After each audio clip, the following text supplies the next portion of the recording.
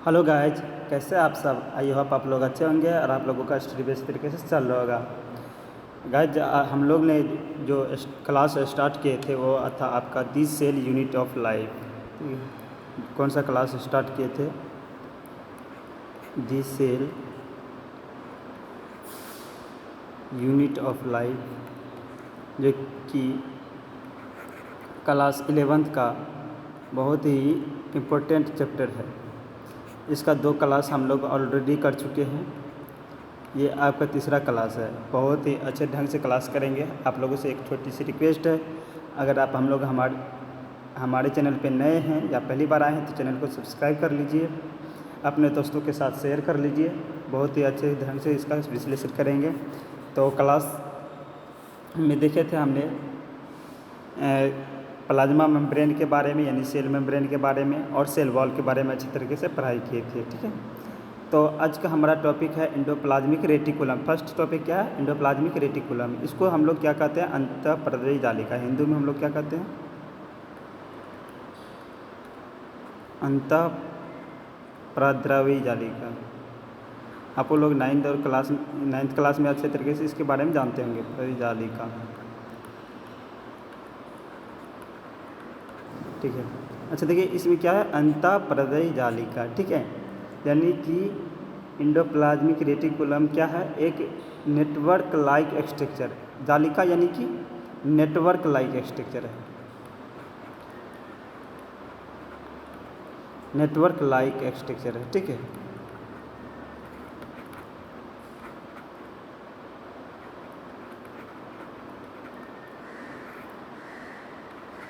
Network like structure होता है। ये अंतःप्रद्रवी जालिका जो होती है, ये न्यूक्लियस से सटी हुई एक संरचना होती है, जो कि न्यूक्लियस की जो बाहर वाली लेयर रहता है। देखिए न्यूक्लियस में जो होता है डबल लेयर होती है। ठीक है, न्यूक्लियस जो होती है डबल लेयर होती है। उसके बाहर वाली जो लेयर होती है, आउटर मेम्ब्रेन जो होती है, वो उससे जो है एंडोप्लाज्मिक रेटिकुलम का निर्माण होता है। ठीक है, कुछ सेलों में ये एब्सेंट होते हैं। एंडोप्लाज्मिक रेटिकुलम जो है कुछ सेलों में क्या होते हैं? एब्सेंट होते हैं, लाइक ओवा। ठीक है, ओवा में ये एब्सेंट होंगे। और मैच्योर सेल जो आरबीसी जो होता है, मैच्योर आरबीसी यानी रेड ब्लड सेल जिसको कहते हैं, इसमें एब्सेंट होता है। और प्रोकैरियोटिक कोशिका जो होता है, प्रोकैरियोटिक कोशिका में ये एब्सेंट होते हैं। ये 3 चीज़ याद रखिएगा, बहुत ही अच्छा है। मैच्योर आरबीसी में ये एब्सेंट होंगे, ओवा में एब्सेंट होंगे, प्रोकैरियोटिक जो जितने भी सेल होते हैं, यानी कि जिस प्रोकैरियोटिक सेल किसको कहते हैं? जिसमें न्यूक्लियस नहीं होता है, तो उसमें ये एब्सेंट होता है क्या? Endoplasmic reticulum. ठीक है, बहुत ही अच्छा है, बहुत ही इम्पोर्टेंट रोल है इसका। अगर यहाँ पे देखें तो यहाँ पे हम हाईलाइट करेंगे आपके लिए, ये हमारा जो है न्यूक्लियस है। ठीक है, ये क्या है? हमारा न्यूक्लियस है। और ये इसके बाहरी परत से जो बना है। ठीक है, इसके बाहरी परत से जो ये लेयर बना है, आपको दिखा दें,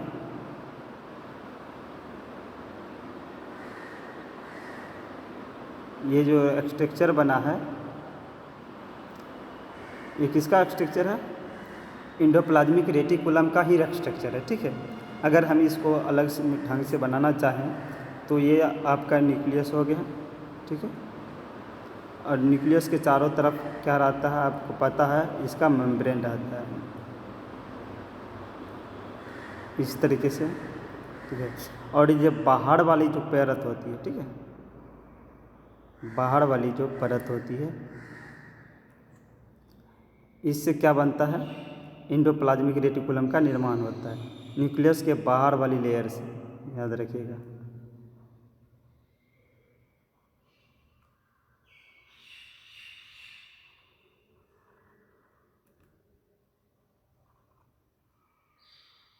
ये क्या है?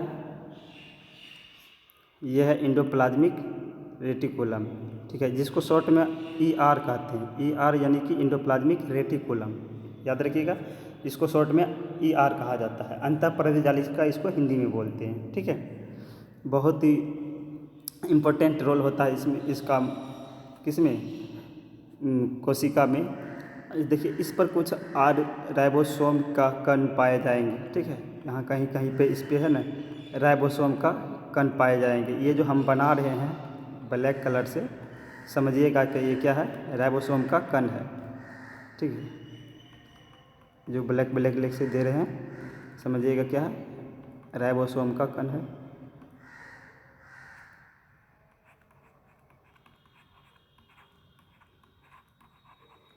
ठीक। अच्छा देखिए राइबोसोम जो है अटैच होता है किसके थ्रू, प्रोटीन के थ्रू। और प्रोटीन खुद राइबोसोम जो होता है ना प्रोटीन का निर्माण करता है, ठीक है, याद रखिएगा।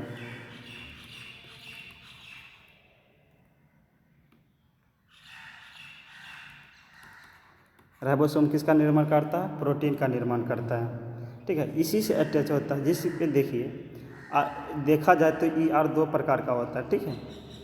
ई आर जो होता है कितने प्रकार का होता है, दो प्रकार का। एक होता है एस ई आर, एक होता है आर ई आर, ठीक। एस ई आर जिसको हम लोग स्मूथ इंडोप्लाज्मिक रेटिकुलम कहते हैं,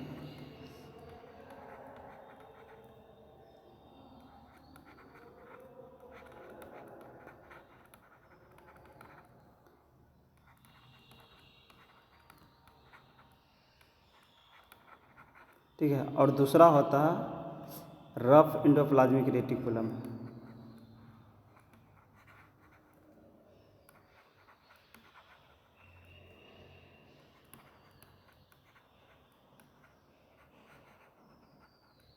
ठीक है, रफ इंडोप्लाज्मिक रेटिकुलम, ठीक है। ये दो प्रकार का होता है, एस ई आर एगो होता है, आर ई आर यानी कि स्मूथ इंडोप्लाज्मिक रेटिकुलम और रफ इंडोप्लाज्मिक रेटिकुलम। तो देखिए एस ई आर क्या होगा, जिसको स्मूथ इंडोप्लाज्मिक रेटिकुलम कहते हैं, और रफ क्या होगा, यानी कि जिसको हम लोग रफ इंडोप्लाज्मिक रेटिकुलम कहते हैं। जिस इंडोप्लाज्मिक रेटिकुलम के ऊपर ये राइबोसोम का कण दिखे, ठीक है, ये जो राइबोसोम का कण है जिस स्मूथ इंडोप्लाज्मिक रेटिकुलम के ऊपर दिखे, वो होता आपका रफ इंडोप्लाज्मिक रेटिकुलम, जिसको हम लोग खुरदरी अंतःप्रद्रवी जालिका भी कहते हैं, ठीक है। रफ इंडोप्लाज्मिक रेटिकुलम को क्या कहते हैं, खुरदरी अंतःप्रद्रवी जालिका, ठीक है। यहीं पे एक दूसरा स्ट्रक्चर हम बनाते हैं, यहाँ पे देखिएगा,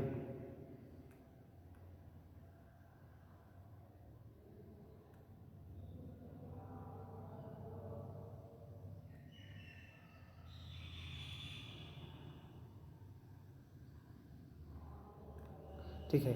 ये क्या है आपका एस ई आर है, ये था आपका आर ई आर यानी कि रफ इंडोप्लाज्मिक रेटिकुलम, ये क्या है आपका एस ई आर यानी कि स्मूथ इंडोप्लाज्मिक रेटिकुलम। जिस पे राइबोसोम का कण नहीं पाया जाएगा वो कैसा दिखेगा, स्मूथ दिखेगा। तो स्मूथ दिखने के कारण इसको स्मूथ इंडोप्लाज्मिक रेटिकुलम कहा जाता है, ठीक है। और आर ई आर के यानी कि rough endoplasmic reticulum. S E R को हिंदी में क्या बोलते हैं, चिकनी अंतःपरज जालिका, ठीक है। आर ई आर को बोला जाता है खुरदरी अंतःपरज जालिका। जो आर ई आर होता है, यहाँ पे राइबोसोम के कण होने के कारण यहाँ पे प्रोटीन का संश्लेषण होता है, ठीक है।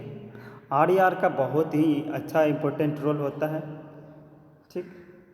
चलिए इसके बारे में डिटेल्स से हम जानकारी प्राप्त करते हैं। यहाँ पे देखिए ये है आपका स्मूथ इंडोप्लाज्मिक रेटिकुलम, ठीक है। ये यहाँ से लेकर यहाँ तक आपका क्या है, स्मूथ इंडोप्लाज्मिक रेटिकुलम है। यहाँ पे किसी प्रकार के राइबोसोम का कण नहीं दिख रहा होगा, इधर दिख रहा होगा, ठीक है, इधर भी दिख रहा है, लेकिन यहाँ पे नहीं दिख रहा। ये क्या है, स्मूथ इंडोप्लाज्मिक रेटिकुलम है, ठीक है। चलिए इसके क्या रोल हैं, मतलब जो है कोशिका में इसका क्या फंक्शन है, फंक्शन के बारे में जानते हैं। तो देखिए इसका मेन फंक्शन क्या है, आर ई आर यानी कि आर ई आर मतलब rough endoplasmic reticulum. Rough endoplasmic reticulum का क्या काम होता है, ये जो है प्रोटीन का संश्लेषण करता है, हिंदी में ही लिख देते हैं।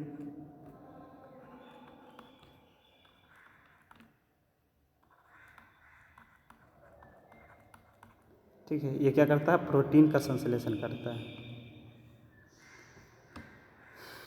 ये मुख्य काम होता है किसका, RER का। एक बार क्वेश्चन पूछा गया था पैरामेडिकल में, ठीक है, याद रखिएगा।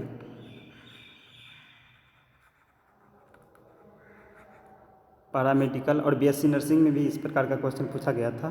क्या क्वेश्चन था कि जिस इंडोप्लाज्मिक रेटिकुलम में RER की मात्रा ज़्यादा होगी, यानी जिस सेल में, जिस कोशिका में RER की मात्रा ज़्यादा होगी, वह किसका सिक्रेशन ज़्यादा करेगा, यानी किसका निर्माण ज़्यादा करेगा, तो होगा आपका प्रोटीन। ठीक है, RER ज़्यादा है तो प्रोटीन भी ज़्यादा होगा, है ना।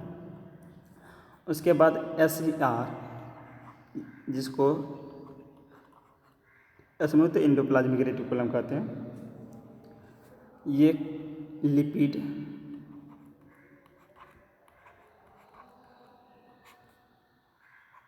और स्टेरॉइड का निर्माण करता है।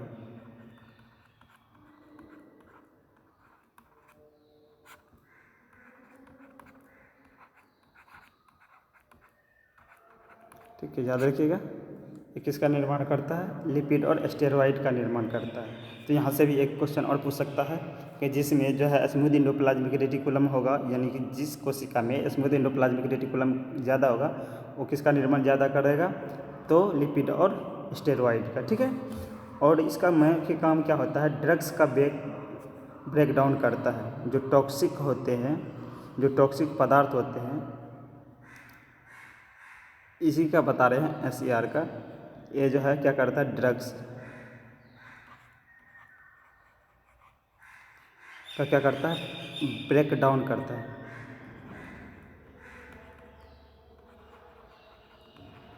यानी उसको तोड़ता है, उसको सक्रिय नहीं होने देता है। ठीक है, और ये क्या करता है, हार्मोन जो होता है, हार्मोन का भी निर्माण करता है। ठीक है, और ये क्या करता है, प्लाज्मा मेम्ब्रेन जो होता है,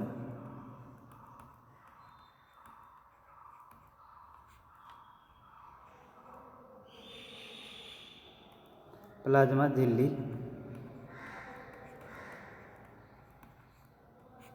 का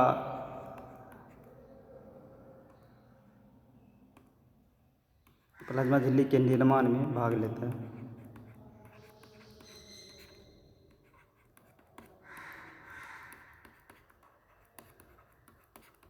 ठीक है, उसको सहायता करता है किसके क्या बनने में, प्लाज्मा झिल्ली के निर्माण में भी ये क्या करता है, उसका सहायता करता है। ठीक है, ये मुख्य काम होता है किसका, SER यानी कि स्मूथ इंडोप्लाज्मिक रेटिकुलम, RER यानी कि रफ इंडोप्लाज्मिक रेटिकुलम। ठीक है, आई होप पब्लिक के समझ में आए होंगे। ठीक, बहुत ही अच्छा है, ये आप लोगों को पढ़ना चाहिए। चलिए बढ़ते हैं आगे। अब अगला टॉपिक है आपका गोल्जी उपकरण। ठीक है, अगला टॉपिक क्या है आपका, गोल्जी उपकरण। गोल्जी उपकरण को हिंदी में भी गोल्जी उपकरण ही कहते हैं, या अंग्रेजी में गोल्जी बॉडी यहाँ पे लिखा हुआ है, गोल्जी बॉडी कहता है, और लेकिन इसको जो है हिंदी में गोल्जी उपकरण के भी नाम से जानते हैं। इसका जो खोज किया था कैमिलो गोल्जी ने किया था। ठीक है, नाम पूछ सकता है कि किसने खोज किया था, कैमिलो गोल्जी ने।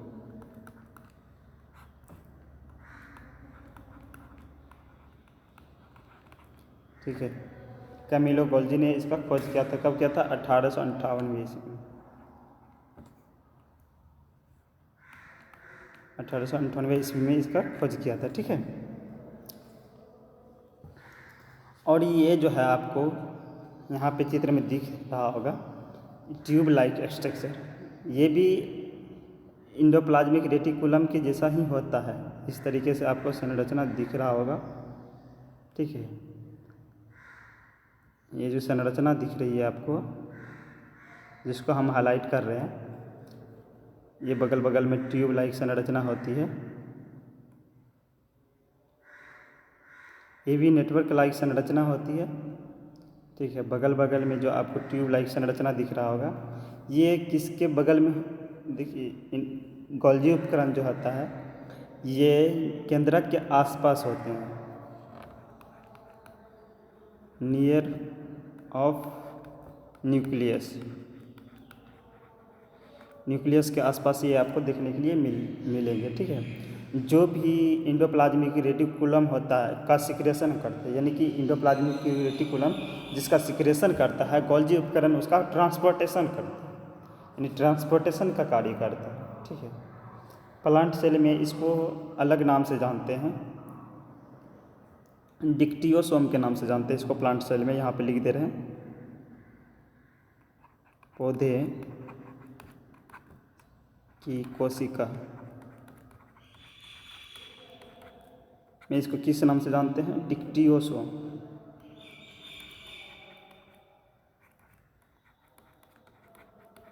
ठीक है, डिक्टियोसोम के नाम से जानते हैं। ये ट्यूब लाइक स्ट्रक्चर दिख रहा होगा आपको, और इसके अगल बगल में ये जो आपको छोटा संरचना दिख रहे होंगे इसको कहा जाता है वेसिकल। ठीक है, जो इसके थ्रू जो है बाहर निकलता है, ट्यूब के थ्रू बाहर निकलता है, ये इधर से आता है, जो भी सिक्रेशन होता है इसके थ्रू जो है आता है और इसके थ्रू बाहर निकलता है, छोटे छोटे वेसिकल्स। ठीक है, और इसका मुख्य फंक्शन क्या है, गोल्जी उपकरण का मुख्य फंक्शन क्या है, ये जो है सेल वॉल का सिक्रेशन करता है, formation of cell wall, help in, जैसे हिंदी में लिख दे रहे हैं,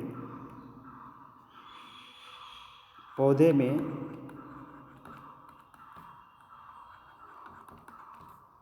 ये क्या करते हैं, पौधे में ये सेल वॉल यानी कि कोशिका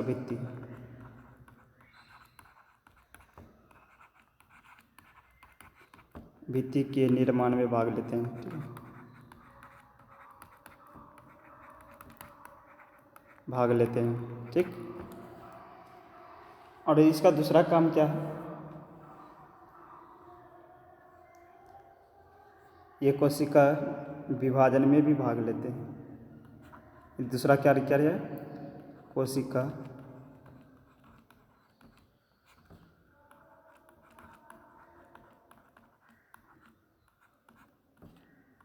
में भाग लेते हैं।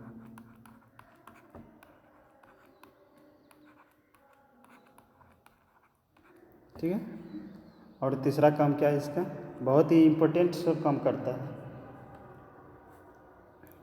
परिवहन का भी काम करता है। ठीक है, हम बताए थे जो भी इंडोप्लाज्मिक रेटिकुलम बनाता है उसका परिवहन कौन करता है, यानी यहाँ पे लिख दे रहे हैं, अंत प्रद्रवी जालिका द्वारा बनी पदार्थ का क्या करता है, परिवहन करता है। एक काम इसका क्या होगा, पदार्थ का परिवहन करना। ठीक है, ठीक है, परिवहन का भी काम करता है। उसके बाद और इसका मेन जो फंक्शन है, ठीक है, मेन जो फंक्शन है, मान लिया जो यहाँ पे आपको समझाना की कोशिश करें, ये आपका न्यूक्लियस है, यहाँ पे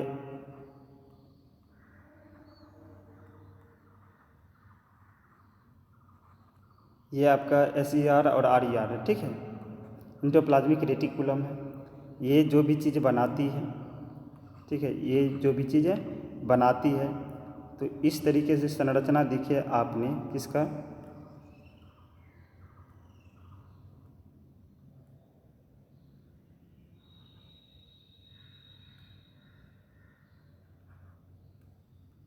गोल्जी उपकरण का संरचना इस तरीके से रहता है।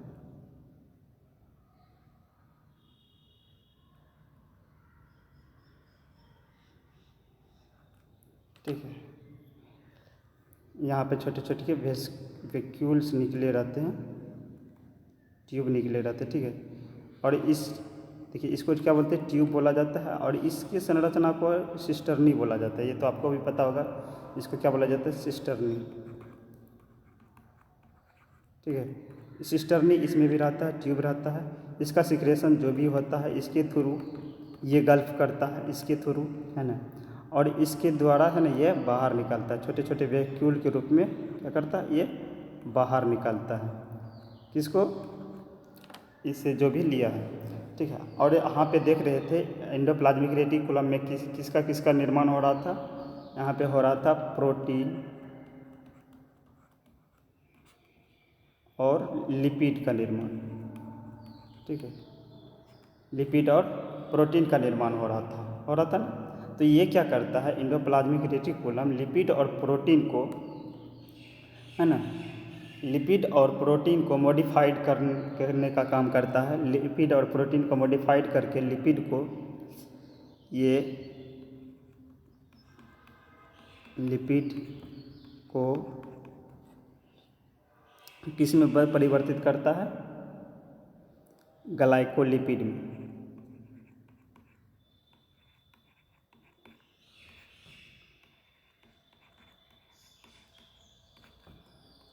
में बदलता है, यानी कि मॉडिफाइड कर देता है, ठीक है। बनाता नहीं है, ये मॉडिफाइड कर देता है। और इसके बाद प्रोटीन को किस में बदलता है?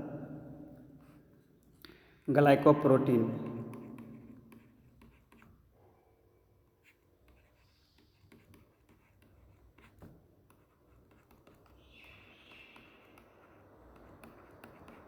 किस में बदलता है? ग्लाइकोप्रोटीन में बदलता है, ठीक है। बहुत ही अच्छा प्रोटीन, मतलब जो है इसका जो है अथी होता है, रोल होता है। आपको समझ में आया होगा, ठीक है। ये है गोल्जी उपकरण का मुख्य काम, ठीक है। यहाँ से क्वेश्चन पूछा गया था एक पैरामेडिकल में। क्वेश्चन क्या था कि लिपिड और प्रोटीन बनते कहाँ हैं? एंडोप्लाज्मिक रेटिकुलम में, लेकिन इसका जो है ग्लाइकोलिपिड और ग्लाइकोप्रोटीन में कहाँ परिवर्तित होता है? तो वो होता है आपका कहाँ? गोल्जी उपकरण में, याद रखिएगा। कहाँ होता है? गोल्जी उपकरण या गोल्जी बॉडी बोला जाता है इसको, ठीक है। तो यहाँ पे इसका मॉडिफिकेशन होता है, याद रखिएगा, ठीक है। और भी इसका कार्य है, प्लाज्मा मेम्ब्रेन का रिफॉर्मेशन भी करता है। एक कार्य और बता देते हैं, प्लाज्मा मेम्ब्रेन यानी कोशिका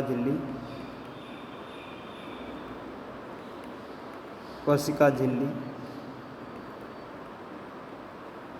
का पुनः निर्माण करता है। टूट फूट जाता है तो पुनः निर्माण करता है ये, या उनमें भाग लेता है, ठीक है। समझ में आया होगा, ठीक है। अगला जो मेरा नेक्स्ट टॉपिक है वो क्या है हमारा? वो है लाइसोसोम, ठीक है। लाइसोसोम क्या होता है? बहुत ही इम्पोर्टेंट ऑर्गन होता है सेल का लाइसोसोम, ठीक है। ये मान लिया जाए आपका क्या था? न्यूक्लियस था। इसके आसपास में आपने क्या देखे थे? Endoplasmic reticulum. उसके आसपास में आपने देखे थे क्या? उसके आसपास में आपने देखे थे इस तरीके संरचना का गोल्जी उपकरण, ठीक है। गोल्जी उपकरण क्या? छोटे छोटे वैक्यूल निकाल रहे थे ना। तो यही वैक्यूल, ठीक है, यही वैक्यूल जो है इसको कहा जाता है प्राइमरी वैक्यूल, ठीक है। अच्छा, लाइसोसोम को हिंदी में लयनकाय कहा जाता है, ठीक है, याद रखिएगा, लयनकाय।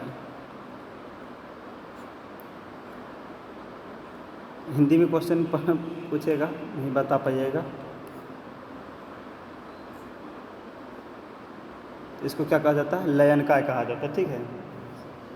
तो ये क्या करता है? जो एंडोप्लाज्मिक रेटिकुलम जो निकालता है इस छोटे छोटे वैक्यूल, ठीक है, इस तरीके से छोटे छोटे वैक्यूल निकालता है। इसमें क्या होते हैं? एंजाइम भरे रहते हैं, ठीक है। इसमें क्या भरे रहते हैं? एंजाइम,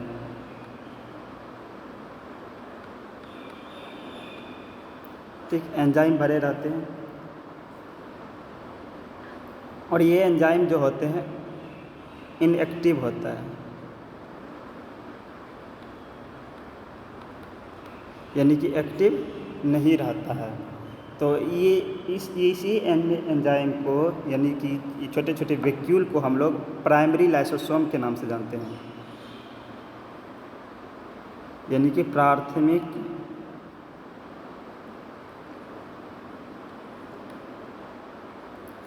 लयनकाय यानी लाइसोसोम, इसको किस नाम से जानते हैं? प्राथमिक लयनकाय के नाम से जानते हैं। ठीक है, प्राथमिक लयनकाय, ठीक है, बाद में क्या होता है, जब इंडोप्लाज्मिक रेटिकुलम जब लयनकाय ये जो कहाँ से निकला था? गोल्जी उपकरण से निकला, जिसमें एंजाइम भरा था और ये सिंगल लेयर मेम्ब्रेन होता है, लिपिड का लेयर होता है। ठीक है, इनएक्टिव फॉर्म में होता है, इसको प्राथमिक लयनकाय बोला जाता है। ठीक है, जब इसी में, ठीक है, इसके आसपास में कौन है? प्लाज्मा मेम्ब्रेन है। ठीक है, इससे कुछ फूड पार्टिकल इससे मिलता है, इससे फूड पार्टिकल जब मिलता है तब ये क्या हो जाता है? एक्टिव हो जाते हैं। फूड पार्टिकल मिलता है तब क्या हो जाता है? ये एक्टिव हो जाता है। ठीक है, फिर से बना रहे हैं, जब फूड पार्टिकल प्लाज्मा मेम्ब्रेन से निकल करके इसमें मिलता है तब क्या हो जाता है? ये एक्टिव हो जाते हैं। और इसको एक्टिव होने के कारण इसको क्या बोलते हैं हम लोग?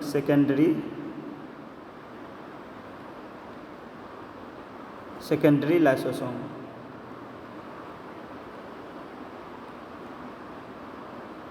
यानी कि द्वितीयक लयनकाय, हिंदी में क्या बोलेंगे? द्वितीयक लयनकाय। ठीक है, और ये अभी एक्टिव हो गया है ना, ये क्या हो गया? अब एक्टिव हो गया। तो एक्टिव होने के कारण ये जो है क्या करता है? अपने अंदर तो बहुत सारे एंजाइम भरे रहते हैं, बहुत ही टॉक्सिक एंजाइम होते हैं। ठीक है, जितने भी सेल होते हैं, खराब सेल के अंगक होते हैं, ठीक है, उसको अब ये गल्प करने लगते हैं, यानी कि खाने लगते हैं, उसको समाप्त कर ले लगते हैं। ठीक है, इसका यहाँ पे देख सकते हैं, ये हमारा जो है हाईलाइट करके आपको बताना चाहेंगे, ये हमारा क्या है? प्लाज्मा मेम्ब्रेन है। ठीक है, ये क्या हमारा? प्लाज्मा मेम्ब्रेन है। ये आपका इंडोप्लाज्मिक रेटिकुलम है, यहाँ पे देख सकते हैं, ये सब क्या है? हमारा इंडोप्लाज्मिक रेटिकुलम है। ठीक है, और यहाँ से जो चीज़ बनेगा इसमें आएगा, किसमें? गोल्जी उपकरण। यहाँ पे आपको गोल्जी उपकरण दिख रहा होगा, ब्लैक कलर से दिखा रहे हैं, ये क्या है? गोल्जी उपकरण है। इससे जो भी चीज़ निकलेगा इसमें आएगा। ठीक है, और ये क्या करेगा? मॉडिफाइड करके छोटे छोटे वैक्यूल के द्वारा ये बाहर निकालेगा। देख रहे हैं यहाँ पे छोटे छोटे वैक्यूल। ठीक है, इसमें क्या भरा है? एंजाइम भरा है, यहाँ पे लिखे हैं इनएक्टिव फॉर्म में रहता है। ठीक है, अब जब यहाँ से फूड पार्टिकल है ना, दूसरे सेल से एंजाइम प्लाज्मा मेम्ब्रेन के थ्रू फूड पार्टिकल आता है तो क्या होता है? इसमें मिलता है, किसमें? लाइसोसोम में। ये भी लाइसोसोम ही है, ये भी लाइसोसोम ही है। ठीक है, यहाँ पे हाईलाइट कर रहे हैं, ये भी क्या है? लाइसोसोम ही है। यहाँ ये फूड पार्टिकल है, ये लाइसोसोम है। अब यहाँ पे मिला, ठीक है, यहाँ पे मिलने के कारण, ठीक है, यहाँ पे देख रहे हो, मिलने के कारण ये अब क्या हो गया? एक्टिव हो गया। पहले क्या था? इनएक्टिव था, यानी कि जब इनएक्टिव रहता है तो प्राइमरी यानी कि प्राथमिक बोला जाता है। जब ये इसमें फूड पार्टिकल मिलता है तो एक्टिव हो जाता है, तो ये क्या हो गया? सेकेंडरी। ठीक है, सेकेंडरी लाइसोसोम बोल सकते हैं, यानी द्वितीयक लयनकाय भी बोल सकते हैं। एक्टिव हो गया, ये दिख रहा होगा आपको, नहीं, जिसको बोलते हैं डाइजेस्टिव वैक्यूल। ठीक है, तब अब जा कर के ये क्या होता है? इससे उपापचय के द्वारा इसका जो भी प्रोसेस होता है उसके द्वारा इसको सेल से क्या कर दिया जाता? आउट कर दिया जाता है। इसके थ्रू देख रहा है एक्जोसाइटिसिस एंड एलिमिनेशन, यानी कि बाहर करते हैं। फूड पार्टिकल यहाँ से क्या करता है? इंटर करता है एक्टिव करने के लिए। जब ये इंटर करता है तो इस प्रोसेस को एंडोसाइटोसिस बोला जाता है। यहाँ पे देख सकते हैं एंडोसाइटोसिस। ठीक है, ये बात आपको समझ में आया होगा। इसका आप लोग बहुत ही अच्छा नाम जानते होंगे, आत्महत्या की थैली के कारण। क्यों होता है आत्महत्या की थैली, इसको क्यों कहा जाता है? मेन फंक्शन तो वही है इसका, ठीक है।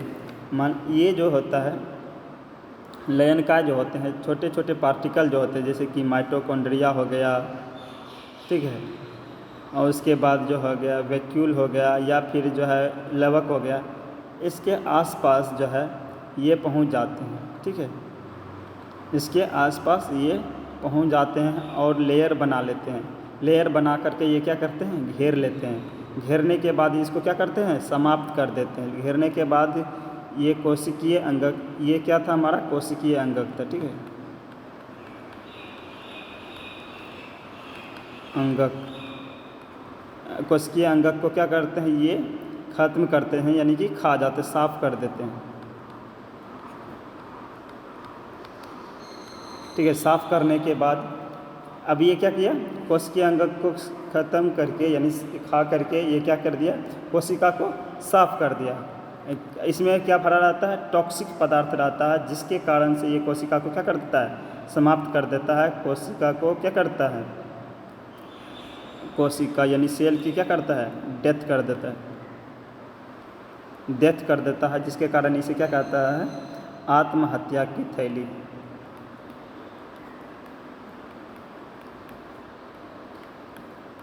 थैली, ठीक है। यही मुख्य इसका फंक्शन होता है। आई होप आप लोग को क्लास समझ में आया होगा। ये था हमारे आज का लास्ट टॉपिक।